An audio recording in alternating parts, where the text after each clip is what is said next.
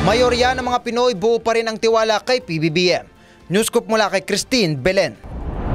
Nananatiling mataas ang satisfaction rating ni Pangulong Ferdinand Marcos Jr. Batay sa pinakahuling survey ng Social Weather Station o SWS, 65% ng mga Pilipino ang nasisiyahan o buo pa rin ang tiwala kay Pangulong Marcos, habang 18% naman ang hindi kontento. Samantala, 17% naman ang undecided. Kumpara noong Setyembre noong nakaraang taon, tumaas ang net satisfaction rating ni Pangulong Marcos sa lahat ng mga lugar maliban sa Mindanao. Sa pinakahuling survey na itala ang pinakamataas na rating ng Pangulo sa Luzon na nasa plus 52, sinundan ng Visayas na plus 51, Metro Manila na plus 44 at pinakamababa sa Mindanao na plus 38. Sa kasalukuyan, nagsisikap si Pangulong Marcos na magkaroon ng mas malakas na ugnayan sa Estados Unidos at iba pang mga katabing bansa habang umiinit ang tensyon sa pinag-aagawang teritoryo.